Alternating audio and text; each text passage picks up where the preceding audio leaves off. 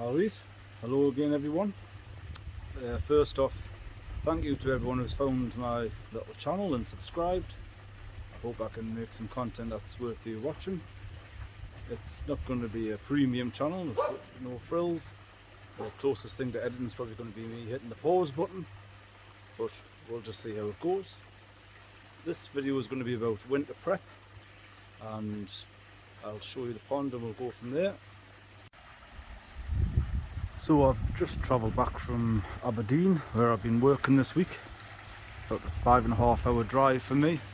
So this is the first real look at the pond all week. So far all seems to be okay. You can tell that the waterfall's running and the air stone's running, which is always a good sign. It's been really windy, so the wife had to push all the deck and furniture right to the back wall. That'll have to get tied down soon, because it will end up in the pond if I don't. You can see I still need to fix my fence from the last time we had gales. Temporary supported at the minute. Fish alright, not as happy as they could be. It's down to temperature. Day and night temperatures dropping, changing dramatically. They really don't like it. Start soaking a lot, go up for food. I do keep an eye on the fish while I'm away. I've got one camera that faces onto the pond that I tune into on Wi-Fi, and another one that looks more of a whole garden view but on the pond. They're mainly just to check for me that the system's running, which I can easily tell by the return back to the pond. The waterfall's going, the air stone's on. The wife's here checking constantly for us. I've got family checks and good neighbours, thankfully, who keep in touch with us, let us know if anything's going wrong while I'm away. So let's just have a little glance around the system. Just a few little checks. First off, see what the skimmers have been doing. So, yep, a few bits of leaves to be coming out of there. As I said, everything's dying off on the back fence now, so they'll be to clean out. Check the drum's still working. The only problem I ever get with this drum is sometimes a snail will find itself wedged in the float switch, which stops it from working. It doesn't cause us too much bother because of the way I've got my system set up. If it does ever happen, the skimmers just go on to full pull, keeping everything going in the bio chambers. Right, there, steam, everything seems alright, running. Yep. Sun's dropping really low now. Filming's going to be a bit difficult. What have we got? Yep, all good.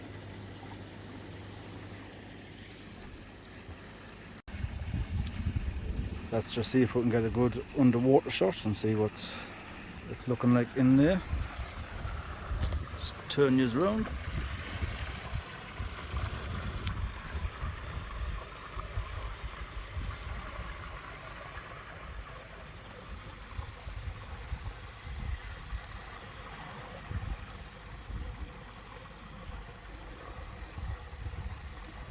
All looks good, but there is some fish, crew and stuff on the bottom I need to sort out.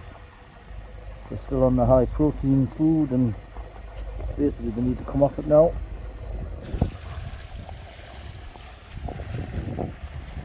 The food will have to be changed to something that can tolerate better through the winter.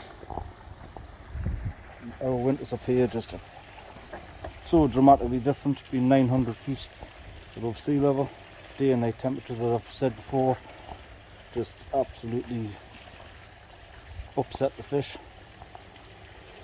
Worst case you can go from about -6 during the night and then 10 degrees during the day. Pond currently at 10.6, so they are cold compared to what they've been having the last few weeks. Right then, so the main purpose for this video is I'm going to show you is what I do for a deep clean before winter. Things I didn't go through and discuss in the last video. I'm not going to go through all the Nexus cleaning again because we've seen that one last time. We'll go through things like maintenance and cleaning to the drum, purging and cleaning of the 4-inch bottom drain lines, cleaning the folds in the liner, making sure the bottom of the pond, nothing on it, because the biggest thing we need to try and achieve is that the system is really clean in the winter months. Getting colder, fish sitting on the bottom, bacterial issues, we just don't want any of it. So we need to do all we can to make sure that they've got a happy, clean environment to get them through the winter in. Okay, now starting with the drum filter, we just need to slide back the cover I made with the table to hide it behind. So I'll just do that and then come back to you. With the table now slid forward, this gives me access to the drum. So just lid off.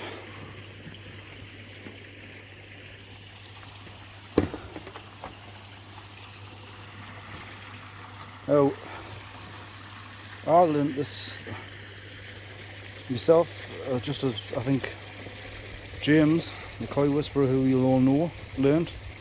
With these drums, they are not totally self-cleaning. You do have to clean your tray, waste tray, and the underside of it. I was surprised myself how much stuff gets caught up in there, especially in the summer with algae. Algae just seems to cling to everything and hold all sorts of nasties with it. So I often use my phone myself to have a good look. Let's see if I can see what's going on. So yep, all the leaves have been having are holding in there.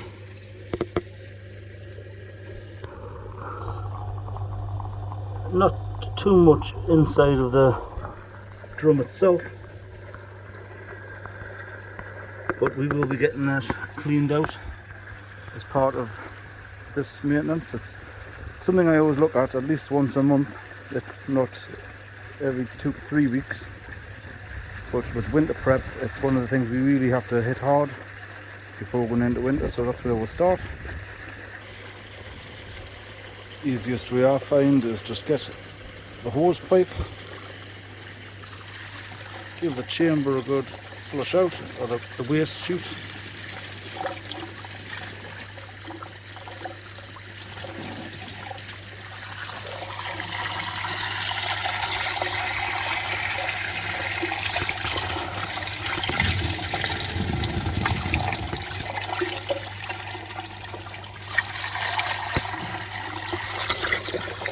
Try and see if there's everything on the underside is off.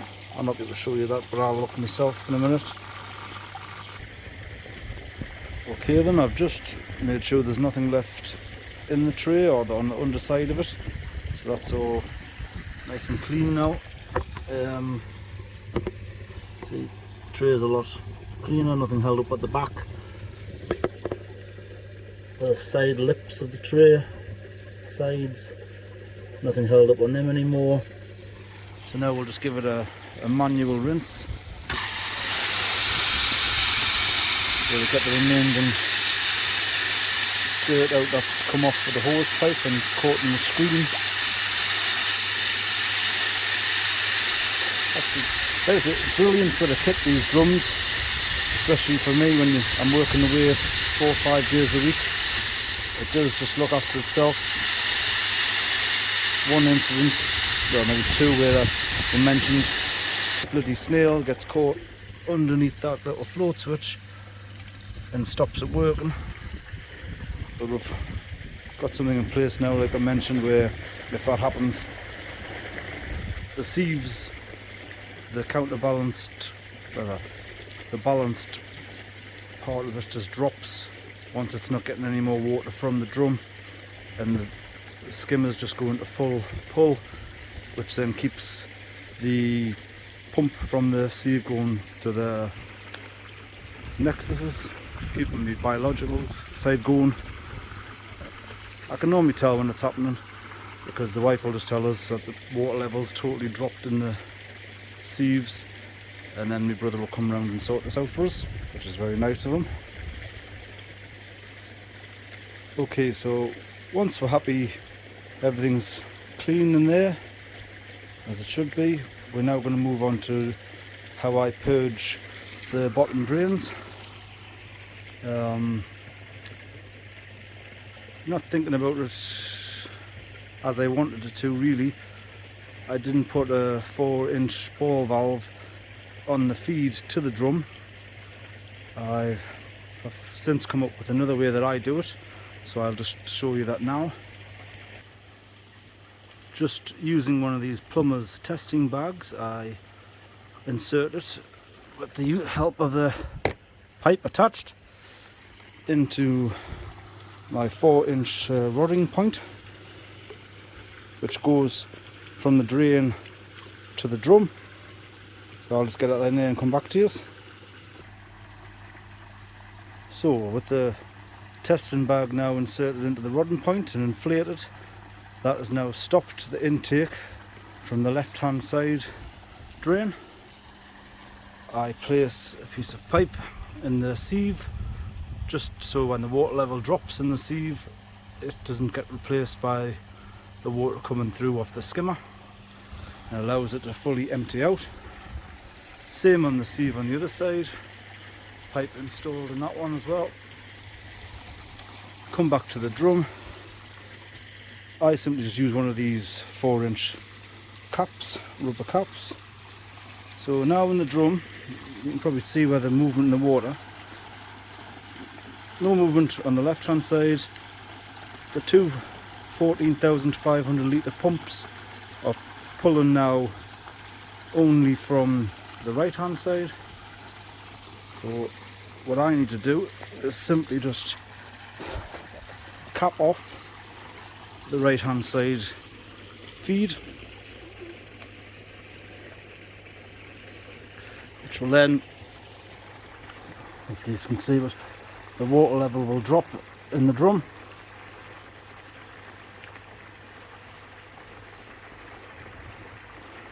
Wait for the drum to empty out, and also the chambers in the sieves will all empty out.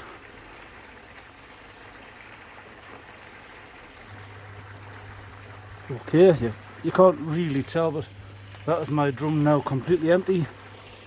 The two chambers are completely empty. So if I just remove my hand,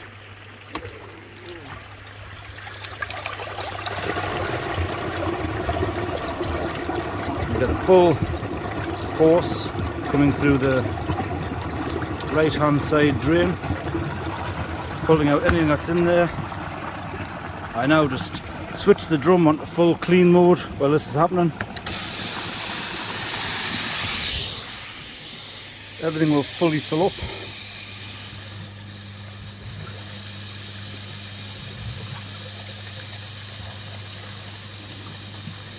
Also churns the bottom of the sieves up, gets anything that's settled in there out.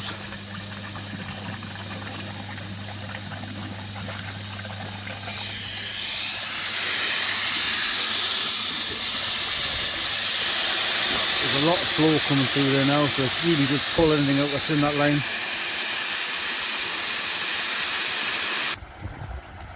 We will now just remove the bag, uninflate slightly, watch it pop up probably, and water everywhere.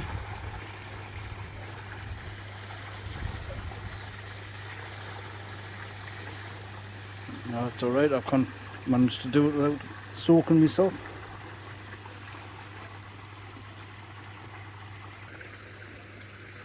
So, bag removed, and we'll just go and do exactly the same on the other side.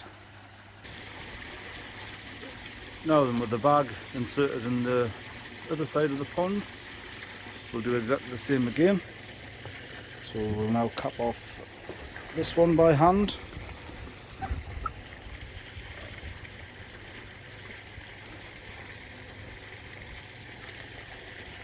Allow everything to be pumped out of the drum, pipework, sieves up into the nexus that's on the back. Right, with everything emptied out now, I'm just going to release my hand with the rubber cap.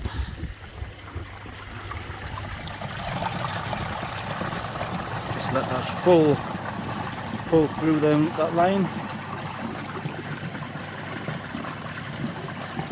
Try and see if you can see anything.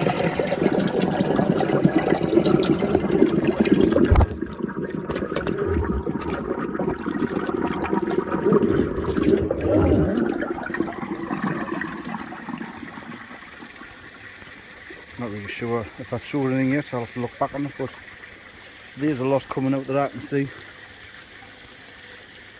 So I've pulled some of the debris out of the pipework that was sitting in there.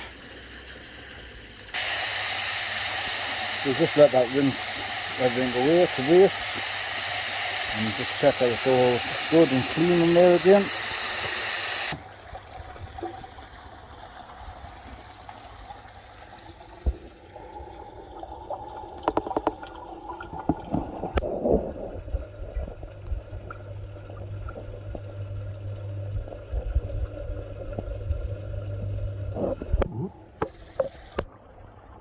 Couple of random bits still just floating around, but they'll get caught up off the mesh, so we're not worried about that. Okay, so what we're going to do now, with that 4-inch inlet from the drain still being bagged off, that makes the two pumps that's pumping from the sieves all now pumping from one drain. I should say they're both pumping from one drain.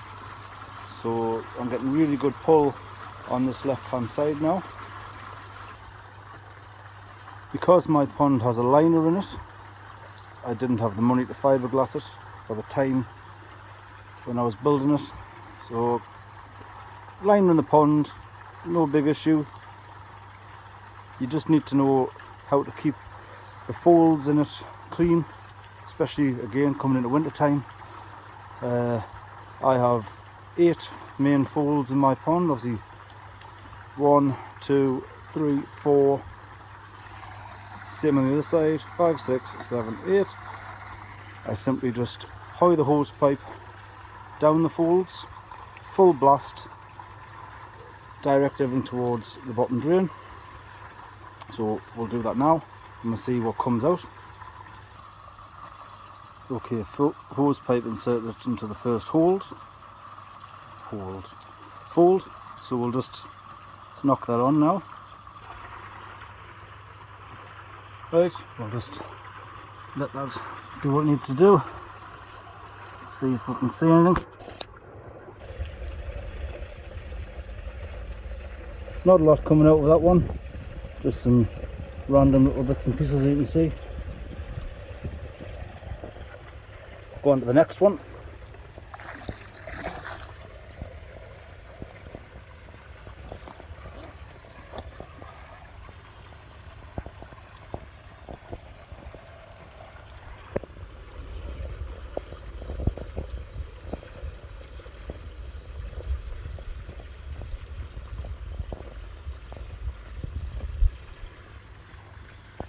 Again, quite happy with that. And the next one.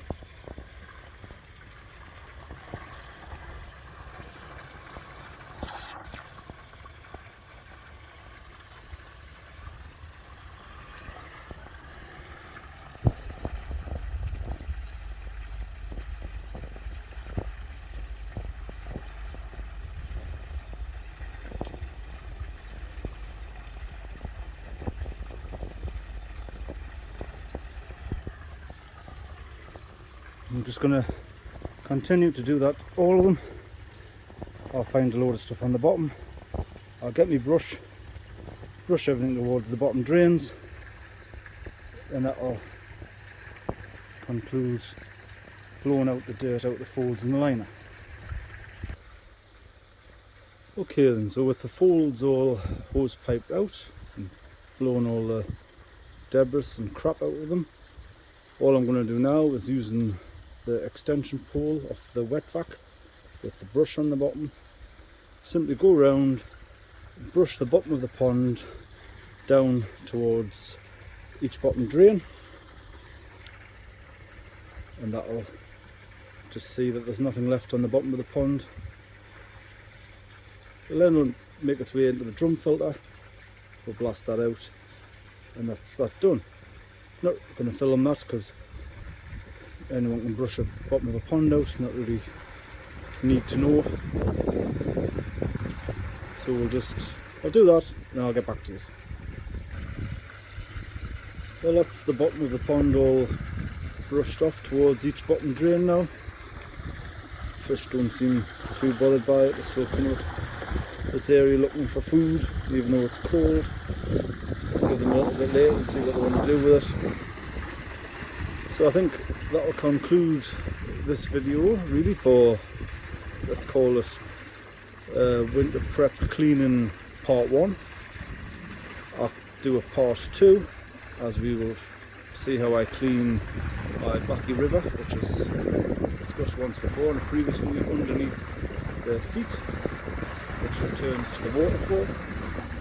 That's the next step that needs to be done before winter. Give that a good deep clean out. And yeah, I think we'll just leave it there. Again, thanks to everyone who's subscribed, and until next time, I'll see you later.